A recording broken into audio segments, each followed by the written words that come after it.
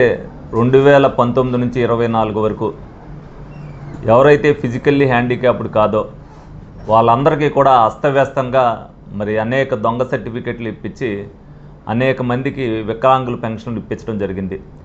ఇవాళ మేము బయటికి వెళ్ళి ఎక్కడైనా తిరుగుతున్నప్పుడు వాళ్ళందరూ కూడా మాకు నిజంగా ఉంది, మాకు పెన్షన్ రావట్లేదు, అలాగే ఇదివరకు వచ్చే పెన్షన్ని మాకు పొలం లింకో కరెంట్ లింకో పెట్టి పెన్షన్ క్యాన్సిల్ చేయించేశారని అనేక ఫిర్యాదులు వచ్చినాయి. ఇవన్నీ మేము చెప్పిన పిదప ఎవరికైతే నిజంగా ఫిజికల్లీ హ్యాండిక్యాప్డ్ కాదో వాళ్ళందరికీ కూడా నోటీసులు ఇచ్చి మరి గౌరవనీయులు చంద్రబాబు నాయుడు గారు మొత్తం రాష్ట్ర వ్యాప్తంగా మరి వెరిఫై చేయించడం జరిగింది. అందులో ఏలూరు నియోజకవర్గానికి సంబంధించి మరి 757 పెన్షన్లు మరి కనీసం వాళ్ళకి ఏ అర్హత లేదని చెప్పి తేల్చడం జరిగింది. అలాగే బెడ్ రిడెన్లో కూడా మరి 15,000 రూపాయల పెన్షన్లు ఎవరైతే పూర్తిగా 100% ఉందని వాళ్ళు చెప్పారో అందులో రమారమి 54 మందికి మరి వాళ్ళు బెడ్ రిడెన్ కాదు, వాళ్ళకి అంగవైకల్యమే ఉంది. దానికి ఎటువంటి అభ్యంతరం లేకోకుండా వాళ్ళని 6,000 పెన్షన్ల కింద మార్చడం జరిగింది. అలాగే 99 మందికి ఎవరైతే 15,000 పెన్షన్ పొందుతున్నారో వాళ్ళందరికీ కూడా వయసు రీత్యా వాళ్ళు వృద్ధాప్యంలో ఉన్నారు కాబట్టి వాళ్ళకి 4,000 పెన్షన్ కింద ఆటోమేటిక్గా మార్చడం జరిగింది. అలాగే నిజంగా కూడా ఇప్పుడు వెరిఫై చేసినప్పుడు ఏదన్నా చిన్న చిన్న పొరపాట్లు ఏమన్నా దొరికినాయి అన్న ఉద్దేశంతో మళ్ళీ మేము అడిగాం. కొంతమందికి ఉండి కూడా మా దగ్గరికి ఒక ఇద్దరు వచ్చారు.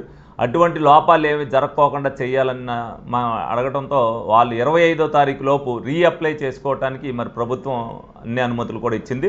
నిజంగా వాళ్ళకి అర్హత ఉండి ఎవరైతే ఇది ఉన్నారో వాళ్ళందరూ కూడా మళ్ళీ రీఅప్లై చేసుకోవచ్చు. నిజంగా వాళ్ళకి కానీ ఆ సర్టిఫికెట్ అది ఉన్నది నిజమని చెబితే వాళ్ళందరికీ కూడా పెన్షన్లు ఇవ్వడం జరుగుద్ది. అలాగే ఎవరైతే హాజరవ్వలేదో, నోటీస్ వచ్చినా కూడా హాజరవ్వలేదో వాళ్ళందరికీ కూడా ఆపడం జరిగింది. వాళ్ళందరినీ కూడా మేము వెళ్ళమని చెప్పాం. వాళ్ళు వెళ్ళినప్పుడు హాజరైనప్పుడు వాళ్ళకి కరెక్ట్గా ఉంటే 2 నెలల పెన్షన్ వాళ్ళకు కూడా ఇచ్చేస్తారు. నిజంగా రేపు రాబోయే రోజుల్లో అర్హత ఉన్న వాళ్ళందరికీ పెన్షన్ ఇవ్వాలి అని అంటే వాళ్ళు ఎవరైతే అర్హత లేకుండా తీసుకుంటున్నారో వాళ్ళ కాళ్ళ మీద వాళ్ళు నిలబడగలరు కాబట్టి వాళ్ళు పని చేసుకోవాలి. ఇలాగ ఏదైతే మరి ఇదివరకు లోగడ ఎవరైతే మరి డాక్టర్లు ఏ విధంగా ఇచ్చారనేది మరి ప్రభుత్వం చట్టపరంగా తగిన చర్యలు తీసుకుంటుంది. ఇవాళ వాళ్ళు కూడా నేను లోకడే చెప్పాను, నేను అర్హత లేని వాళ్ళు అనేక మంది ఉత్తిన ఒక చెవు వినిపించినట్టున్నా కూడా అంగవైకల్యం ఉన్నట్టుగా 6,000 రూపాయల పెన్షన్ తీసుకుంటున్నారు. అలా కాదు, పూర్తిగా పని చేసుకోలేని పరిస్థితిలో ఉన్నవాడికే అది వస్తారు. వయసులో ఉన్నప్పటికీ కూడా పని చేసుకోవడం ప్రభుత్వం ఇస్తుంది కదా అని తీసుకోవడం అనేది కరెక్ట్ కాదు. వాళ్ళు నిజంగా అర్హత ఉన్నవాడికి వయసు మళ్ళిన వాళ్ళకి పెన్షన్ ఎంతో అవసరం. అటువంటి పెన్షన్లు మళ్ళీ మనం పునరుద్ధరణ